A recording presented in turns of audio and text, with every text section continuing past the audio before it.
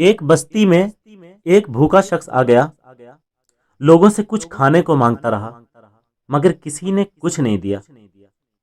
بیچارہ رات کو ایک دکان کے باہر فٹ پاتھ پر گیا۔ صبح آ کر لوگوں نے دیکھا تو وہ مر چکا تھا۔ اب اہل ایمان کا جذبہ ایمانی بیدار ہوا، بازار میں چندہ کیا گیا اور مرحوم کے ایصال ثواب کے لیے دیگیں چڑھائی گئیں۔ یہ منظر دیکھ کر ایک صاحب نے کہا، ظالمو، اب دیگیں چڑھا رہے ہو؟ اسے چند لقمے کھلا دیتے تو وہ ایڑیاں رگڑ رگڑ کر نہ مرتا۔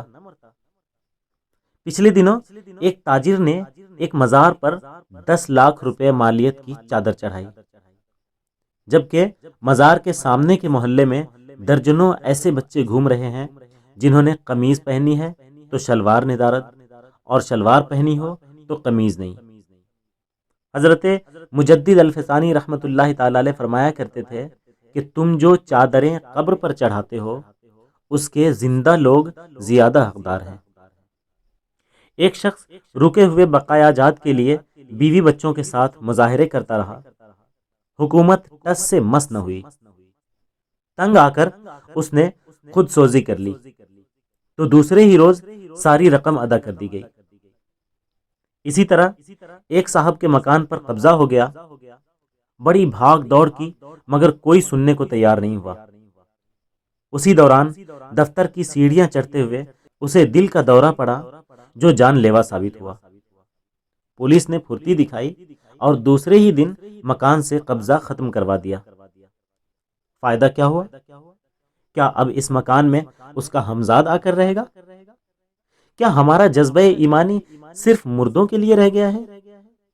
1 منٹ رکیے اور آنکھیں بند کر کے اپنے ارد گرد معاشرے پر نظر دوڑائیے، اپنے پڑوسیوں پر، اپنے رشتہ داروں پر، جو آپ کی گلی میں ٹھیلے والا ہے اس پر، جو ایک مزدور آپ کے محلے میں کام کر رہا ہے اس پر، جو آپ کے یہاں یا آپ کے دفاتر میں چھوٹے ملازم ہیں ان پر۔ یہ سب لوگ ہمارے کتنا قریب رہتے ہیں اور ہمیں معلوم بھی نہیں ان کے ساتھ کیا کچھ بیت رہی ہے۔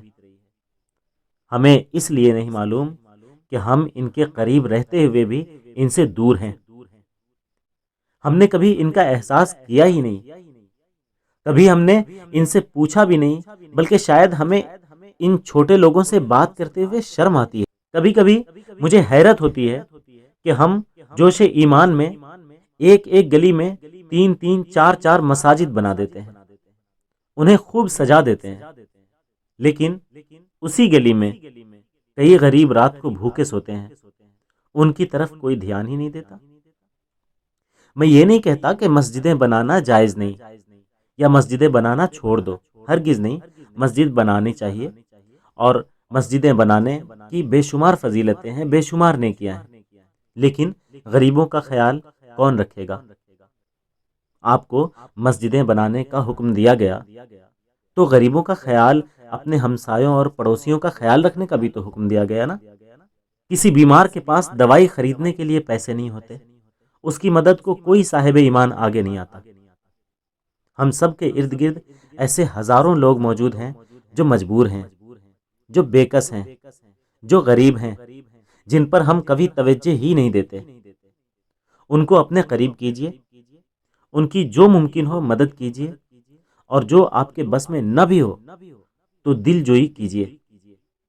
یہ کام ہم سب کو مل کر کرنا چاہیے۔